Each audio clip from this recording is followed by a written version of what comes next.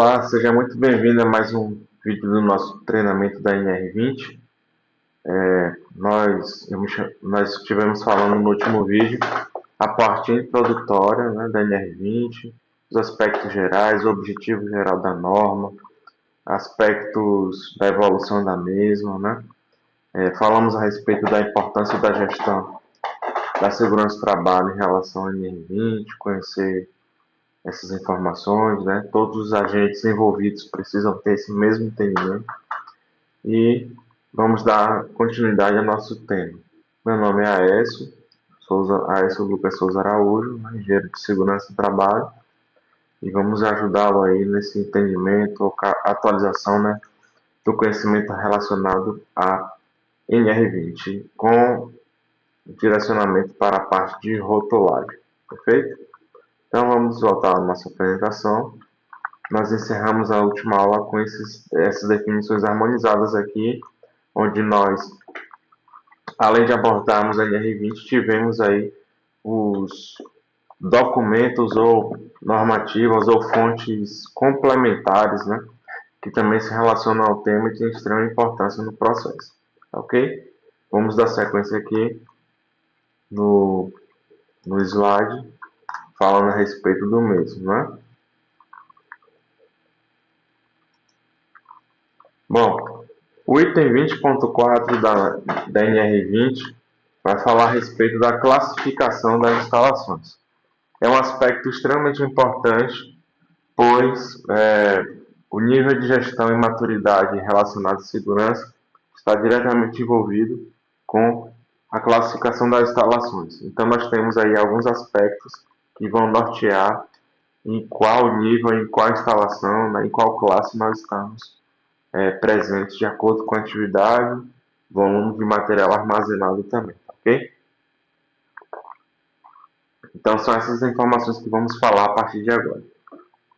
Bom, para efeito da norma NR20, as instalações são divididas em classes conforme a tabela 1. Aí nós temos aqui a tabela 1, que vai estabelecer essas informações aí de acordo com o nosso cenário, conforme vamos abordar a partir de agora, certo?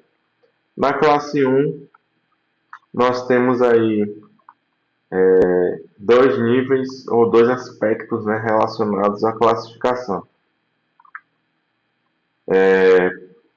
O primeiro ponto é em relação à atividade e o segundo ponto é em relação à capacidade, certo? Como é que nós conseguimos configurar então ou garantir aí a classe 1, né, perante a NR20? Bom, na classe 1, em relação à atividade, são consideradas as empresas que são postos de serviço com inflamáveis e ou combustíveis. Em relação ao aspecto capacidade, nós temos aqui armazenamento de forma permanente e ou transitória para gases inflamáveis acima de 2 toneladas até um limite de 60 toneladas e para líquidos inflamáveis e ou combustíveis acima de 10 metros cúbicos até 5.000 metros cúbicos. Quando nós pensamos nesse aspecto da classe 1, esse daí vai ser a maior parte das instalações que nós vamos encontrar nas diversas empresas aí pelo nosso país, certo? Então, é uma pulverização enorme, né? Uma quantidade enorme de postos de serviço que vão se enquadrar aí tanto na atividade quanto no volume armazenado, né? E por ser o local que é mais disponível, mais fácil de encontrar, é onde nós temos aí menos aspectos de segurança presentes. Não por parte de quem projeta ou quem disponibiliza esse ponto de posto de serviço, mas sim pelos usuários, né? Nós temos diversas ocorrências, por exemplo, em postos que vendem combustíveis, né, para os veículos de passeio e veículos de transporte. Aí nós temos a manipulação de pequenos volumes num laboratório, né? Num local de análise, num local de armazenamento de produtos químicos, enfim. E aí, por conta dessa falta de maturidade, né? Dessa falta de cultura de segurança mais intensa, mais forte, os acidentes acontecem no aspecto, né, quantitativo maior, a incidência maior nesses ambientes de trabalho, certo? Vamos para a segunda classe aí, que é a classe 2. Bom, em relação à atividade, a classe 2 tem como característica aí, já são as empresas engarrafadoras de gases inflamáveis, tá? E as atividades de transporte dutoviário de gases e líquidos inflamáveis e ou combustíveis. Em relação à primeira classe, a classe 1, nós já vimos que o número, né, de empresas com essa natureza de atividade já é bem menor, né? Ainda tem um número grande, porém, em relação à primeira classe, a gente percebe um número menor, né, da presença dessas empresas aí. Então, a probabilidade de acidentes ou a frequência, a ocorrência delas é bem menor. Certo? Vamos à sequência aqui dos slides. A classe 3 é caracterizada por quem? A norma 20 também vai trazer essas informações, tá? A classe 3, quanto à atividade? São as empresas refinarias, unidades de processamento de gás natural e as instalações petroquímicas. E também temos as usinas de fabricação de etanol e ou unidades de fabricação de álcool. Essas empresas aí todas já se caracterizam, já se enquadram na classe 3 de na classe 3 de instalações. Tá bom? Em relação à capacidade, elas têm variação aí para gases inflamáveis acima de 600 toneladas e para líquidos inflamáveis e ou combustíveis acima de 50 mil metros cúbicos. Então já volumes bem maiores, né, em relação à classe 1 e aspectos aí que a gente percebe que são bem mais criteriosos, né, de gestão, número de profissionais envolvidos, maturidade das empresas, número de treinamentos, procedimentos, equipamento de produção coletiva, enfim, a gente tem uma diversidade aí de recursos para garantir segurança. Né? Eu fiquei devendo na classe 2 os volumes. Né? Deixa eu mostrar aqui para vocês agora. Na classe 2 nós temos variação aí para gases inflamáveis entre 60 e 600 toneladas e para líquidos inflamáveis e ou combustíveis acima de 5 mil metros cúbicos até 50 mil metros cúbicos. Então, classe 2 intermediária, classe 3 é a mais tem maiores volumes, né? Perfeito? Então, a norma ANR20 vai estar trazendo esses aspectos aí relacionados às classes e isso aí é um dos primeiros pontos que ficam estabelecidos na NR20. Né? Só como curiosidade, se você tiver interesse, né, em observar e ler a normativa, é só entrar no site do Ministério do Trabalho e essa norma e todas as demais vigentes estão lá disponíveis, né, para sua consulta, tá ok? Vamos seguir com o nosso conteúdo. Então falamos das classes 1, 2 e 3.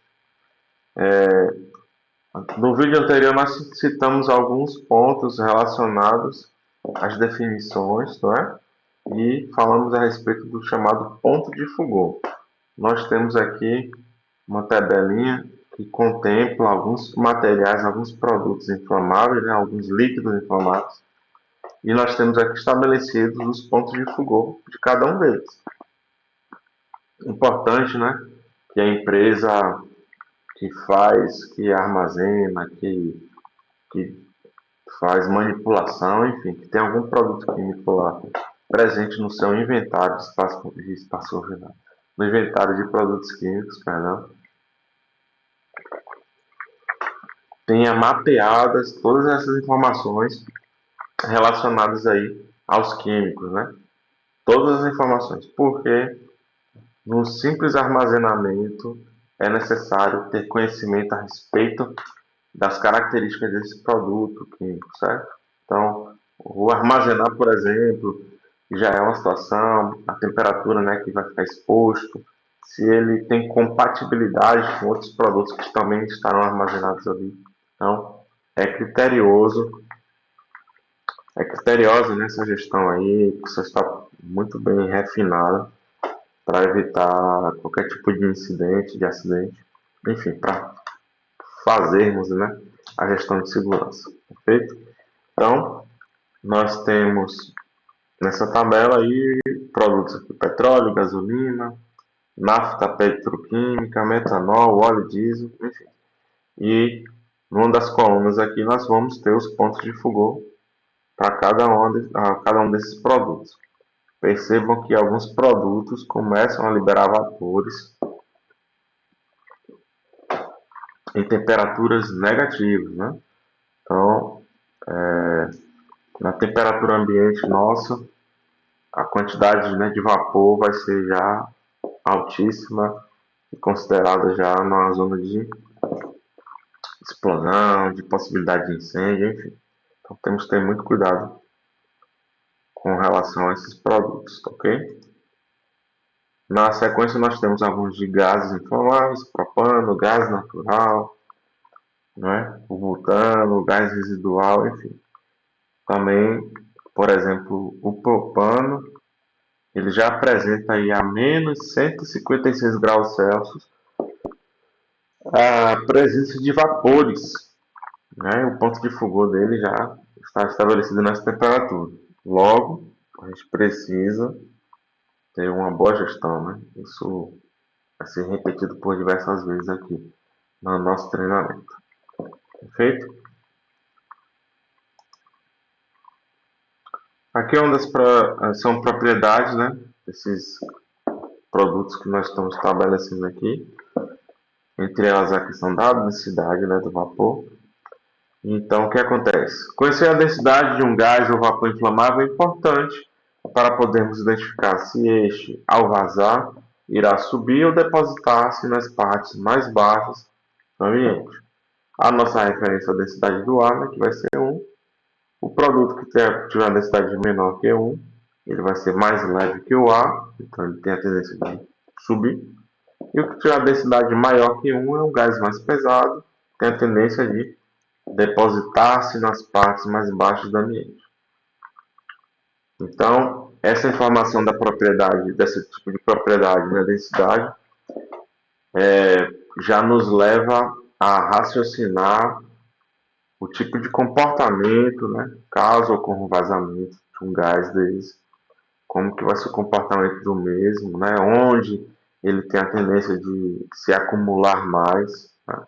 Então é importante, de novo, conhecermos as características de todos os produtos químicos que são armazenados, manipulados, extraídos, enfim, nas nossas unidades de trabalho. Perfeito? Vamos seguir. Ponto de fogor. Anteriormente nós tínhamos falado, né, a respeito do mesmo, e aqui nós temos formalizado a definição. É a temperatura na qual um combustível desprende vapores suficientes para serem inflamados por uma fonte externa de calor, mas não em quantidades suficientes para manter a combustão. Nessa temperatura, a quantidade de vapor não é suficiente para assegurar uma combustão contínua,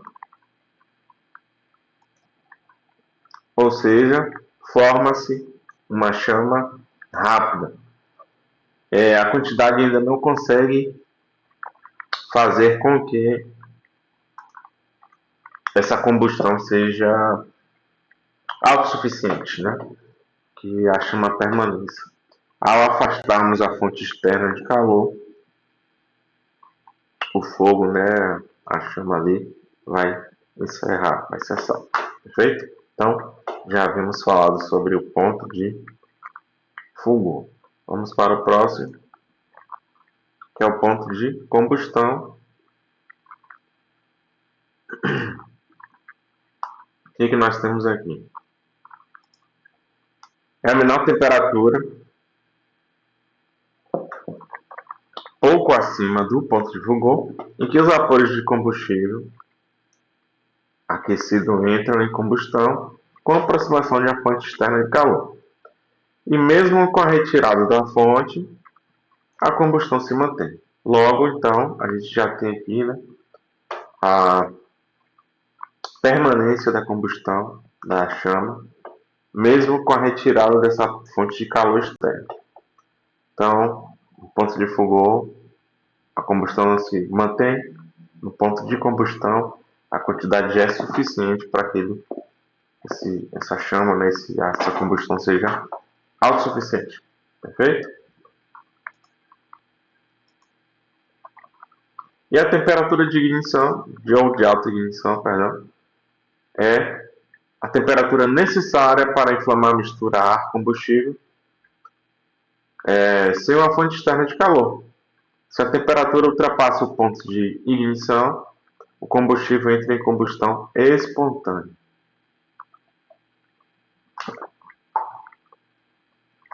Ou seja, né, nós temos aí uma situação onde a quantidade de vapores, né, liberada é tão intensa, tão grande, e a temperatura no ambiente onde esse produto, esse material esteja liberando esses vapores é tão alta que eu não preciso de uma fonte externa de calor para proporcionar a combustão. O processo vai acontecer naturalmente. Por isso o nome, né, autoignição. Certinho?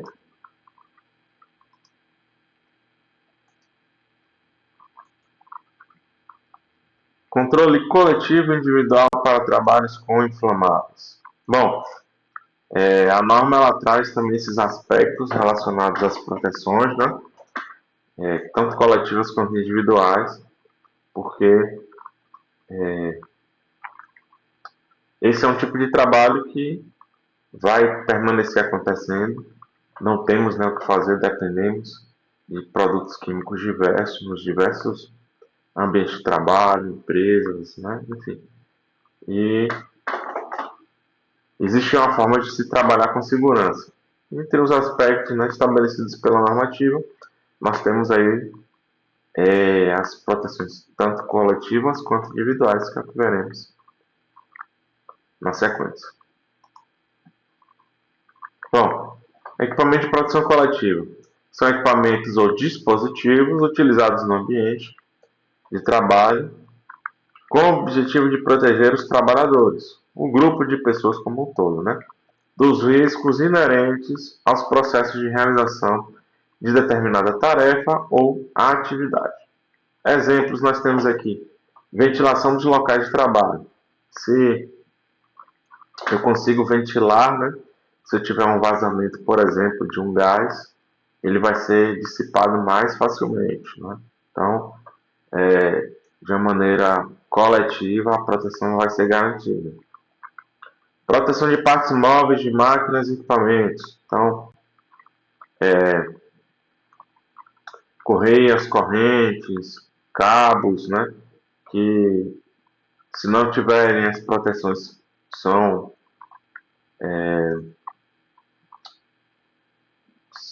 partes das máquinas que podem, né, proporcionar acidentes. Então, a proteção nessas partes móveis representa uma proteção coletiva também, né? Protege a toda e qualquer pessoa que transitar ou tiver envolvimento com a atividade. Nós temos a parte de sinalização também, né?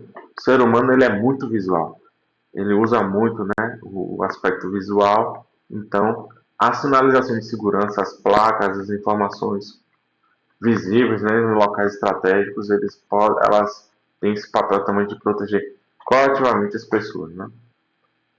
Podemos dar como exemplo o trânsito. Nas vias, nas rodovias, a sinalização é importante para que todos, né, os envolvidos no trânsito tenham as informações necessárias para a boa convivência, certo? Então, são alguns exemplos que nós temos de proteção coletiva, né?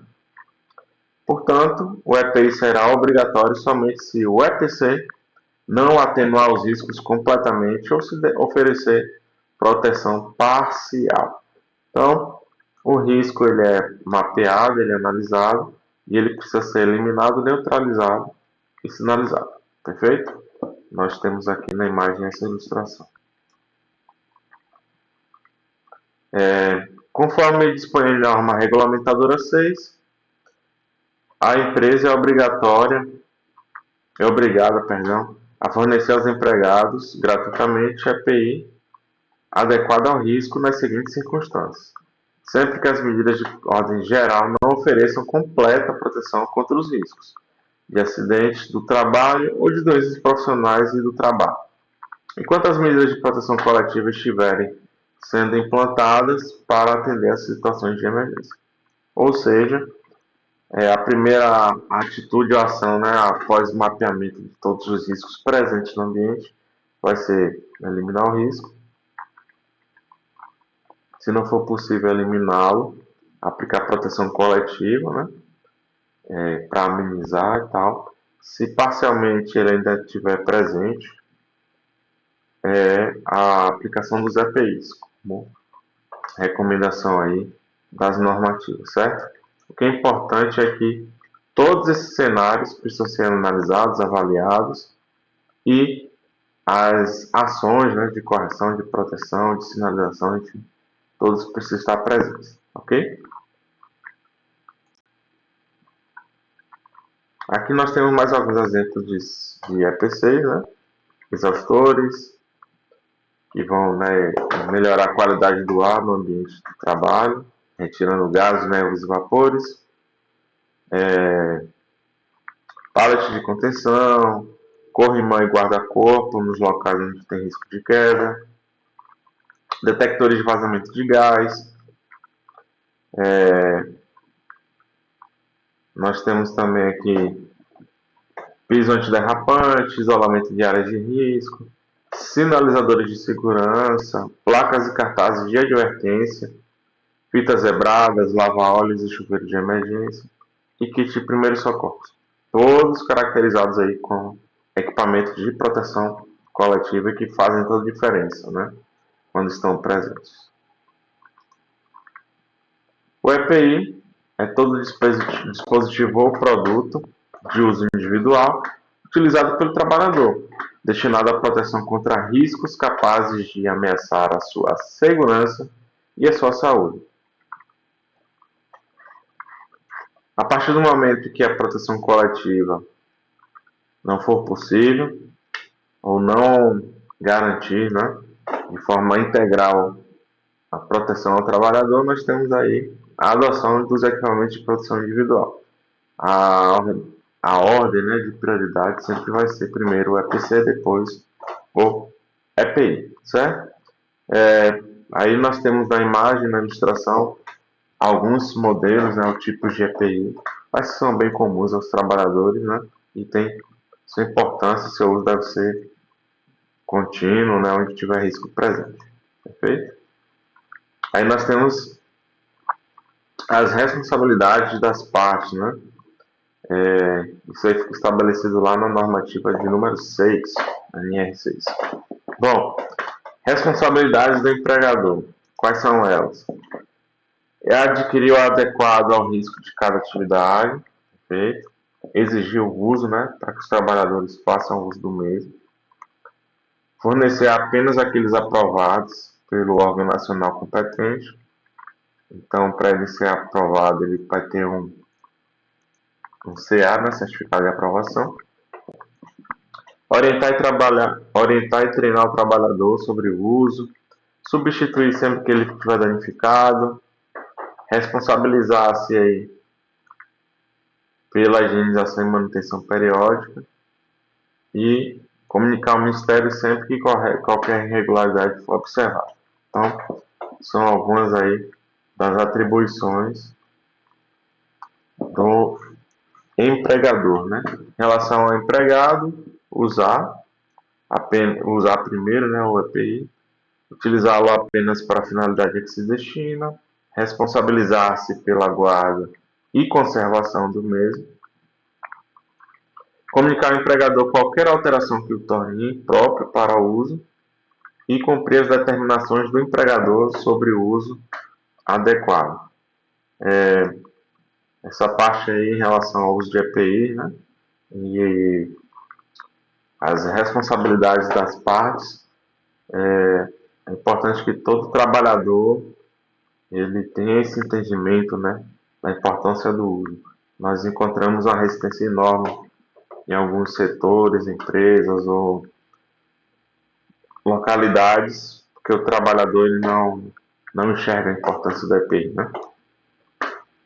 Mas cabe a nós tentarmos, né, orientar, e se você é um trabalhador, faça a sua parte, né? Compra aí, porque o benefício é exatamente para você, perfeito? Bom, falando sobre proteção coletiva e individual, né? Elas também fazem parte do processo aí de gestão de segurança em relação a combustíveis inflamáveis, né? Uma das coisas que nós precisamos gerir também são as fontes de ignição e seu controle, né? O trabalho precisa ser realizado, mas para que ele seja realizado, nós precisamos tomar algumas medidas, né, que antecedem, né, a execução da tarefa, certo? E um dos pontos mais importantes é fazer o controle das fontes de ignição.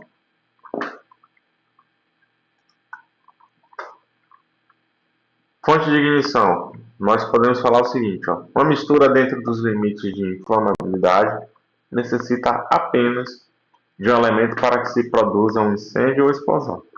A fonte de ignição, faíscas, centelhas, chamas abertas, pontos quentes, eletricidade estática, etc. Tá? Esses aí são alguns exemplos. Na presença de produtos inflamáveis é de fundamental importância o controle das referidas fontes de ignição. Ou seja, numa situação, num local, por exemplo, de armazenamento, todo e qualquer tipo de serviço que tenha chama aberta, né? Pontos de serviços com solda, trabalhos a quente, é necessário, importante e vital que se faça toda uma análise prévia, né, do tipo de atividade, se é possível fazer essa atividade naquele local, quais são os riscos, enfim. Né? Então, a fonte de ignição é algo que nós precisamos controlar, temos que ter muito cuidado, fazer a gestão muito bem feita. Perfeito? O risco mais significativo diz respeito à possibilidade de vazamento na presença de fontes de ignição. Elas podem ser aí as mais variadas e possíveis e podem gerar temperaturas suficientes para iniciar o processo de combustão da maioria das substâncias inflamáveis conhecidas. Né? Até por isso nós falamos sobre pontos de fogo, pontos de combustão e temperatura de autoignição. Enfim, todos esses aspectos precisam ser analisados e avaliados. Dando sequência aqui, nós temos as chamadas áreas classificadas. Não é? Essa ilustração representa aí um ponto de abastecimento de combustível, popularmente chamado posto de gasolina, né? E nós temos aí 3 zonas que se relacionam nesse ambiente aí, nessa área. Zona 0, 1 e 2. Essas zonas são classificadas de acordo com a probabilidade do perigo. O que é que acontece? Nós temos na zona 0 volume enorme de combustível, material combustível, né, armazenado, mas a presença de ar ou do comburente aí nesse cenário é bem pouco. Então nós temos uma mistura que não se encontra na região aí explosiva e inflamável, né? Na zona 2 nós temos o oposto, presença massiva aí, né, de componente de oxigênio, do ar, mas o percentual ou a quantidade de material combustível é bem pouco. Então, a zona intermediária, que é a zona 1, é a zona mais perigosa porque a probabilidade de um evento, de uma explosão de incêndio maior se encontra nessa zona aí, né? Que é exatamente quando nós vamos, por exemplo, fazer o abastecimento de um veículo. Ao abrirmos o tanque ou quando o fretista, né, faz esse papel, nós já observamos os vapores presentes ali naquele local, naquela abertura, e a quantidade de ar, né, de material comburente aí também, na quantidade perfeita.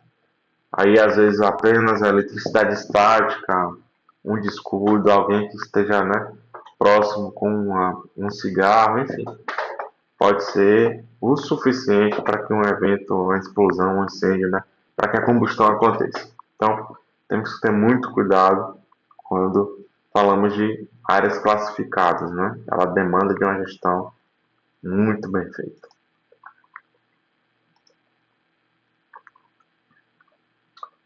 Como é que nós fazemos o controle aí das fontes de ignição? Então, nós temos aqui algumas informações, né? Serviços a quente nas áreas classificadas. Nós temos aqui tamponamento de pontos de liberação de vapores inflamáveis, né? Como ação de controle, manter distância de pontos ou atividades que emanam vapores inflamáveis. Então você tem esse distanciamento aí para uma zona de segurança, né? Afastada da zona de risco. Garantir o isolamento do serviço a quente para que as centelhas, né, ou a possibilidade delas não atinjam aí as fontes de ignição. Evitar a projeção de fagulhas, principalmente através do uso de lixadeiras, né? Avaliar a explosividade dos locais, equipamentos que sofrerão intervenção, o próprio dentro do trabalho quente. O que mais? Manter geradores, máquinas de solda e equipamentos não classificados para a área fora dos limites dessa. Todo equipamento elétrico, né, ou que possa ser, né, uma fonte de ignição, se ele não tiver a sua blindagem, seu bloqueio, se ele não for adequado a essa região, ele precisa estar afastado. Então, são algumas ações, né, que precisam ser tomadas aí quando falamos de serviços a quente nessas áreas. Em relação às instalações elétricas provisórias, é necessário seguir a instrução de montagem conforme padrão de instalações provisórias e garantir principalmente a qualidade das emendas, né? Uma emenda mal feita pode ser uma fonte de ignição perigosíssima, né? Então a gente tem que ter muito cuidado com isso, tá ok? O que mais que a gente tem aqui? Descarte de produtos em relação aí, né, drenagem e purga. Priorizar a drenagem em circuito fechado, é importante esse tipo de controle, e garantir purga completa dos equipamentos e sistemas. Avaliar sua geometria, né, interna e a qualidade do gás de inertização. Então, são mais alguns dos controles. Em relação ao retorno operacional de sistemas após, né, a manutenção ser realizada. Então, primeiro, garantir o isolamento da área e garantir também a inertização prévia, para que os trabalhadores tenham condição aí de ter a sua segurança garantida. Em relação à transferência de fluidos inflamáveis, como medida de controle, né, nós temos garantir potencialização dos equipamentos, realizar aterramento aí elétrico, para que não tenhamos diferença de potencial, e afastar fontes de calor e chama também nesses locais. Ok? Bom, finalizamos nosso vídeo com esses pontos, né, relacionados à fonte de ignição e seu controle. No próximo vídeo nós teremos mais informações sendo repassadas para vocês, tá? Espero que estejam gostando do nosso treinamento e nos vemos na próxima aula. Um abraço e até mais.